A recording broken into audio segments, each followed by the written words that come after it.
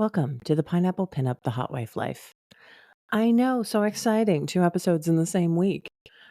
On today's episode, I'm going to talk about the Pineapple Pinup throws a party.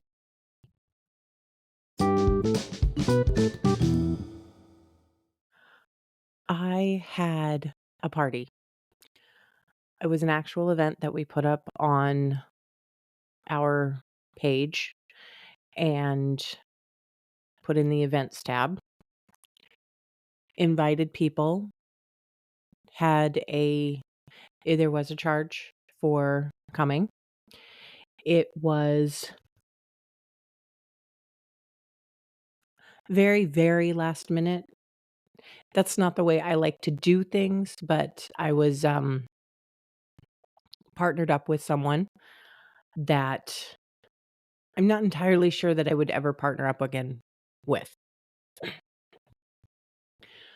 My personality does not lend itself to last minute function planning, and my husband's relationship with me doesn't necessarily bode itself well to partially thought out ideas because he has whole conversations in his head with me about how he thinks something is going to go and what steps we're going to be taking to get to that point.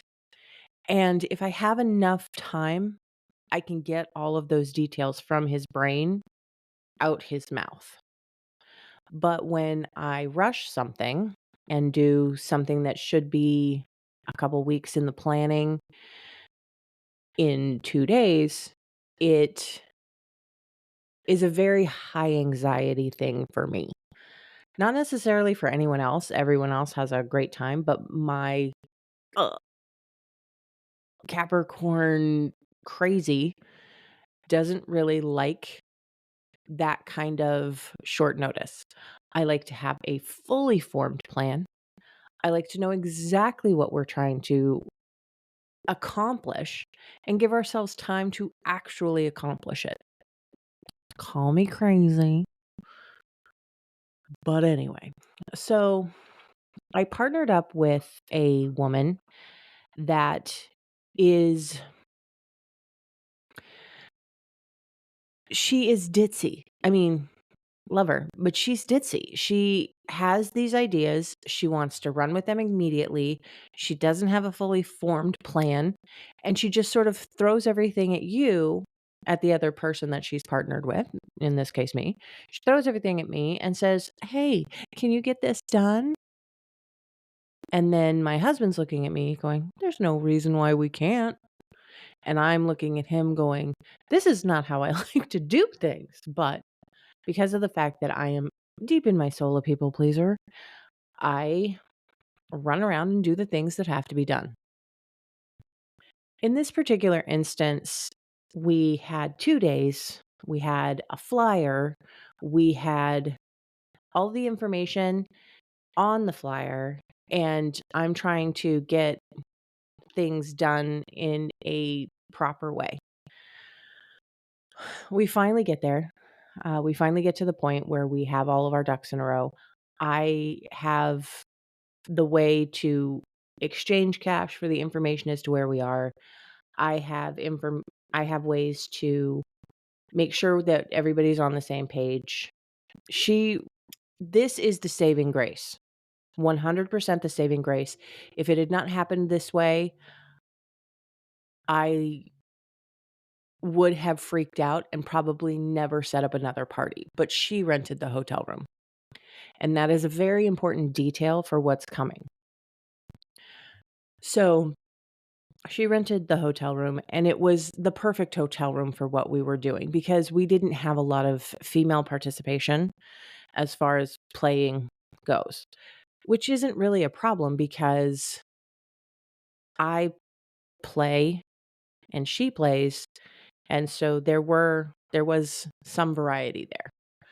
Um, we did not have a whole lot of men show up, which was great, but at the like, I think, the party ended up being, like, 11 or 12 people all told, and it was kind of actually really perfect. Everybody came in stages. It was a little bit less party atmosphere and more like a doctor's waiting room, but it ended up being just sort of like everybody had a great time. We were able to dedicate time to each individual person as they came in. Nobody got slighted. It was a really, really great party. Um, I take that back. It was a good party. It was a fine party.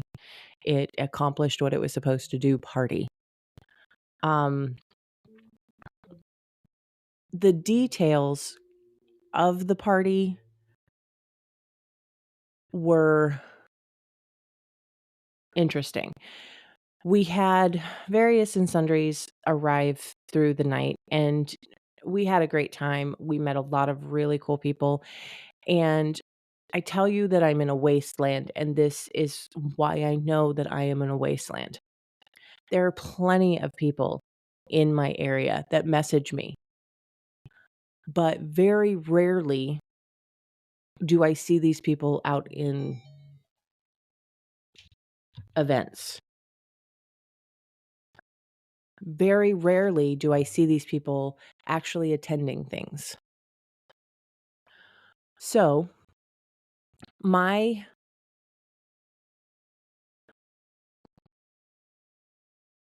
my problem with the wasteland is that it showed itself as being a wasteland for this party because of the 12 people that we had come to the party, the girl that does not play and possibly one other one would be what would be considered in my zone.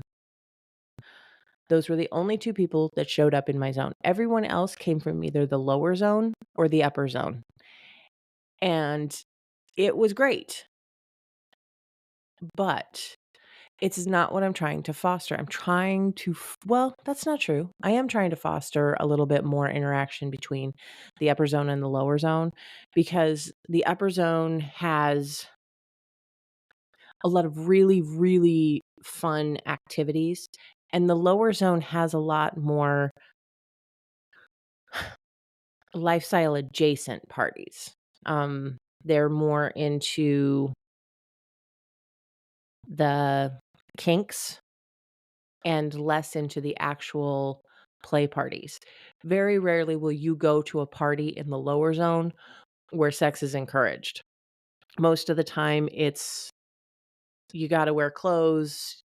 It's very at least all the ones that I have found. There was one down there that was definitely not that. It was definitely a play party, but it was outdoors and it was mayhem and not my scene, and I think I've told you about that. So, they do have them down there, but they are you have to sort through a lot of non-playing functions to find the ones that actually are play parties. So, my husband and I are kind of dedicated to the fact that we are going to bring kink to our zone. We are going to find a way to get people to come locally and from the outskirts so that we can all kind of figure out how to make the zone less of a wasteland. So, back to the party. So the party, I had, a lot of interest. A lot of people weren't able to show up because it was such short notice, but we really showed that there was interest in this area to do things that were more active, more intimate, more play-oriented. Then we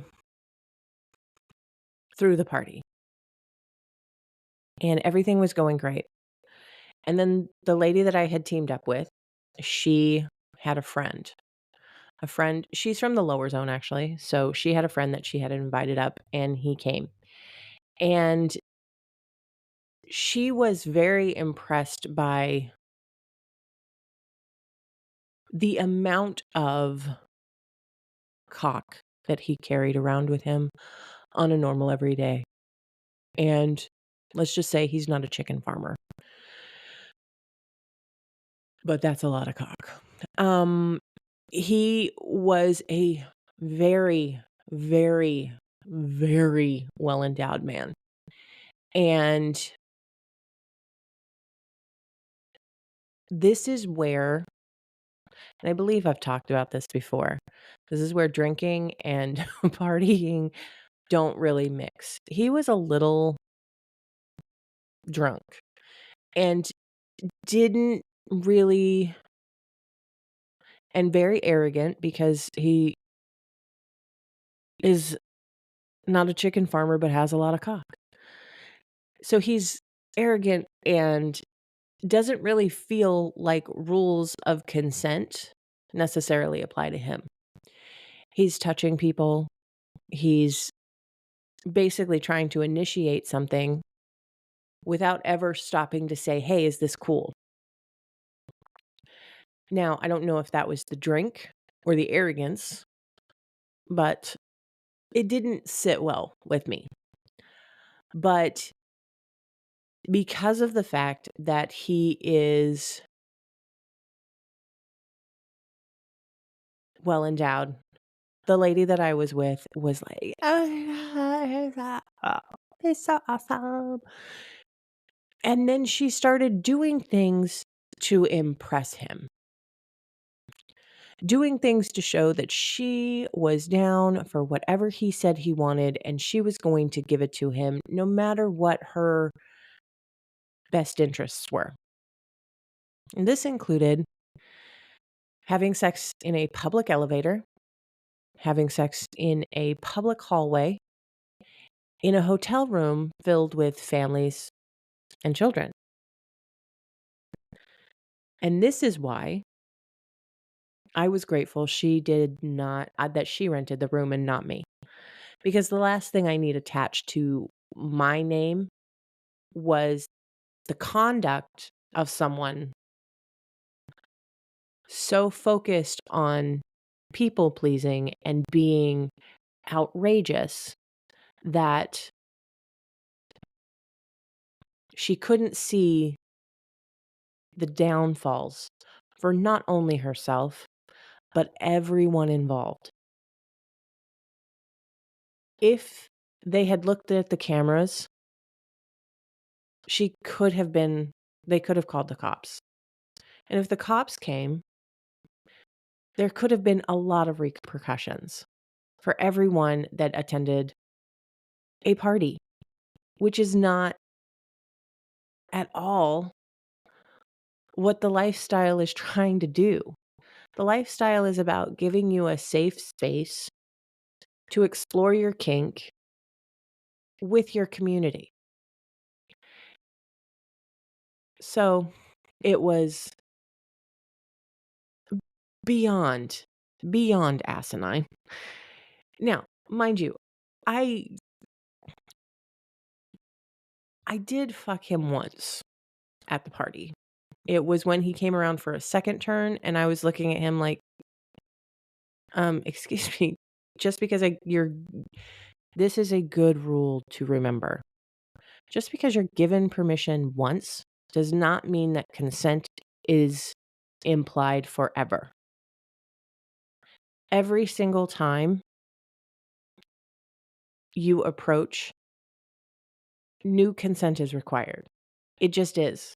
Because you don't know what has changed in the last hour or 2 hours since you last played with that person. Consent is so sexy. Consent is so lovely. I'm not entirely sure why you're not trying to get people to say yes to you all night long. Just ask. And then when they say, "Oh, yeah, yeah. Oh, please. Yes." Doesn't that feel better than, "Why exactly are you touching me? Um, what's happening here?" Confusion is less sexy than consent, I just gotta tell you. So gather your consent, boys. Gather it. And women too. Sorry. Didn't mean to. And everybody gather consent. Anyway, I digress. So the party, if I had had my druthers, would have been planned a week or 2 in advance. It would have been advertised definitely a week in advance. It would have been something where people could plan to be there. That's why I like them 2 weeks in advance, because you may have plans for this coming weekend, but 2 weeks you might be able to alter your plans. You might be able to give enough reason behind why I'd rather go over here than here. 2 weeks in advance, that's my goal. A theme. I love a theme. I think a theme brings everybody, those that want to feel like they're involved in the full event of it, will get on board with your theme. And it gives them something to plan for, prepare for, and makes them part of the party before they even get there. I love that. I love how the thinking about it before, the outfit, the theme, like all of it, how you're going to participate in it. All of that is very, very sexy. It's anticipation, and I love that. Another thing, knowing where we're going to be going and how people are going to get information about the party is very, very important. Knowing who's collecting the funds, how it's being collected. And the problem that a lot of people have is that they say, "Oh, I'm going to pay at the door." And then they think that they're just going to get in and nobody's going to notice that they didn't pay at the door. My husband is very conscientious, and he knows that this was an expensive endeavor for the lady we were partnered up with. So every single person paying was important. We ended up doing just that. He ended up turning away several people that came because they didn't think that the monetary contribution applied to them. And it wasn't like we were asking for thousands of dollars. It was a very cheap party in comparison to all the other parties that were out there. So that's part of it. Your expectations about what you're going to do and how we're going to do it, it needs to be set up and it needs to be very, very clear. And I don't think any of the rules were clear. I don't think any of anything was clear, because it was slapped together like it was just slapped together like decoupage. But the party was fun. I'll give you that. So, a lot of my issues with the party were the fact that she had broken actual laws and put everybody in danger with that. The fact is that you're part of a community, and unfortunately, that means we got to protect each other. We got to be on everybody's team. You are allowed to live your life as out loud as you want to live it, but know that when you are in public spaces with an entire group of your community, that sometimes living your truth to as out loud as you want to be can actually have adverse effects for those around you. I had somebody write in and tell me about a time that he had gone to a party, and they were told in advance that it needed to be streetwear up into the party, and then from there, whatever. But it had to be streetwear, so that because there was going to be a lot of press around, there was going to be other events happening in that hotel that may not mesh with this lifestyle. And party goers would go down and smoke, and right across the street is a line of press, and one man is wearing his Winnie the Pooh backpack and his middle school girl clothes. One guy is wearing Will Spank for Pussy. There's a lot of leather and bustiers, and the press is standing right across the street. Now, I am not ever yucking someone's yum, ever. But when you know that there is something that is going to put the ability for the community to gather in a spotlight, because while we're not vampires, we're also not not everybody can live their life on the front page of the newspaper. Some people actually need privacy to keep it from their friends and their family and their worker and their coworkers and their bosses. Some people actually have jobs that require them not to put their face everywhere, not to put their kinks everywhere. So when you're part of a community and you want to live your life authentic, I'm not trying to stop that. I want that for you. But I also want you to take into consideration that some people aren't granted the same privilege as you. Some people aren't granted a get out of jail free card because they were found fucking in the elevator. Some people aren't granted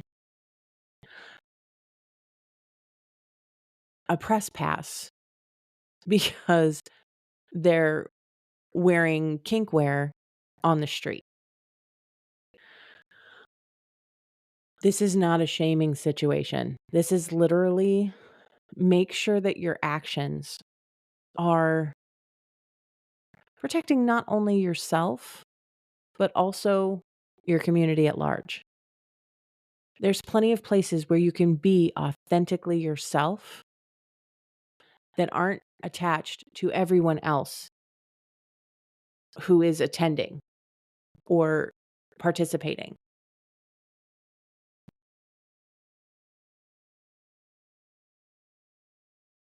Live your truth, but keep your community in mind.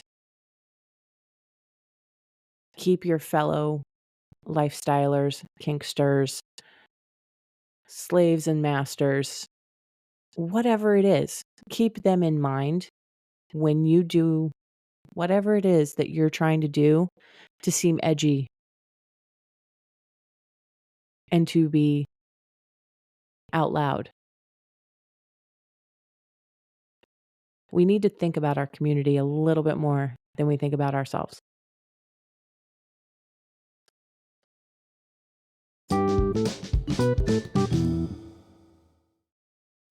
Okay, so I have a question today from the harp. So the question today is, do you have some special scenarios you and your husband plan to do? I know from reading further that he's talking about fantasy concepts, role-playing situations.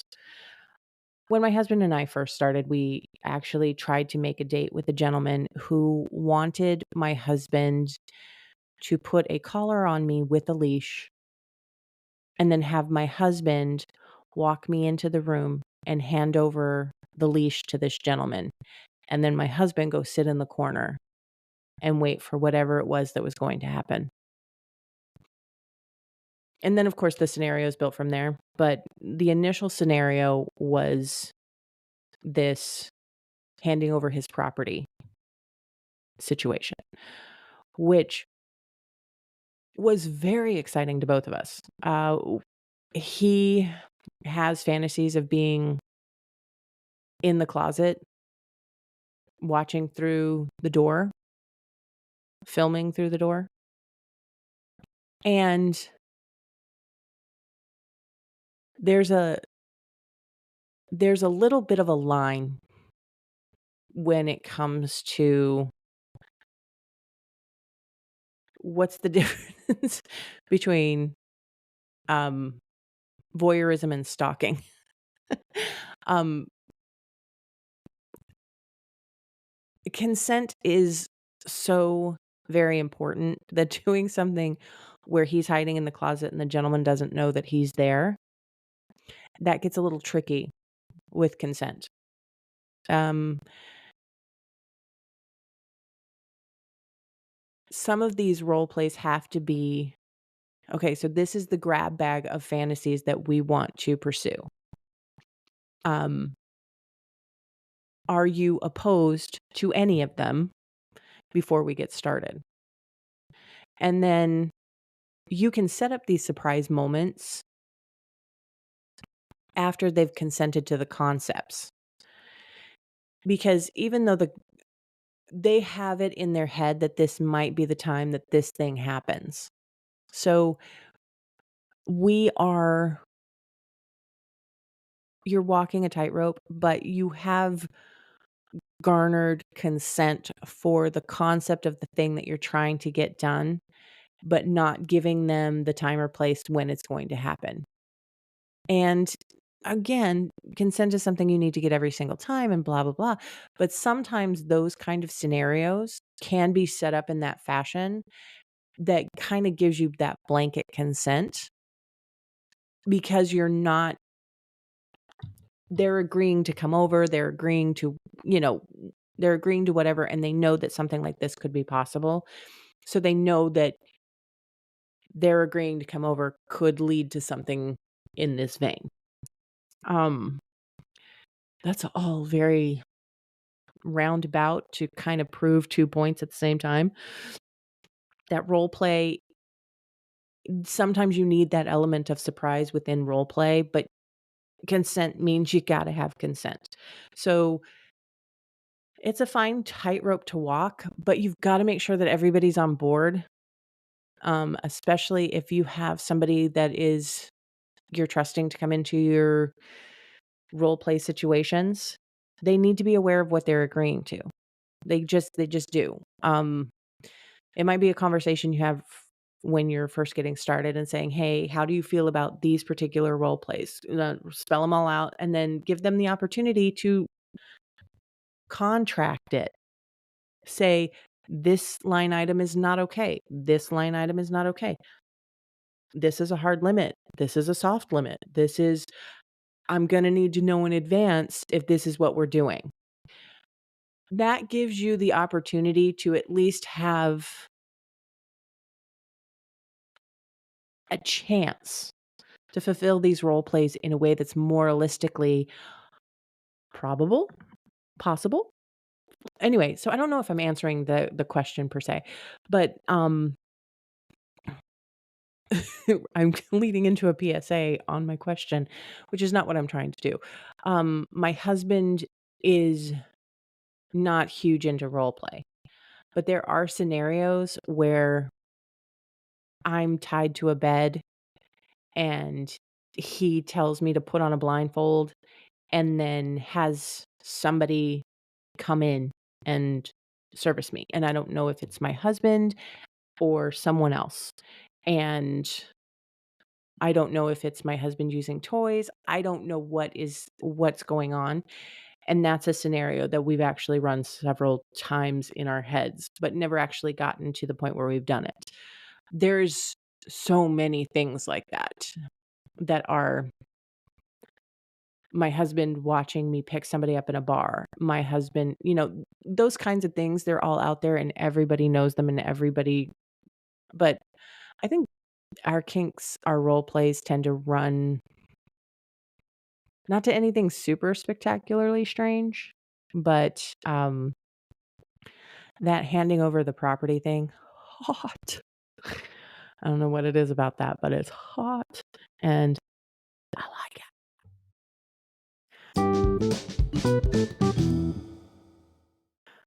Thank you so much for joining me today on the Pineapple Pinup Hot Wife Life podcast. If you have any questions, requests, suggestions, or just want to say hi, you can reach out to me at pineapplepinuppod@gmail.com. That's pineapplepinuppod@gmail.com. I hope you have a wonderful day.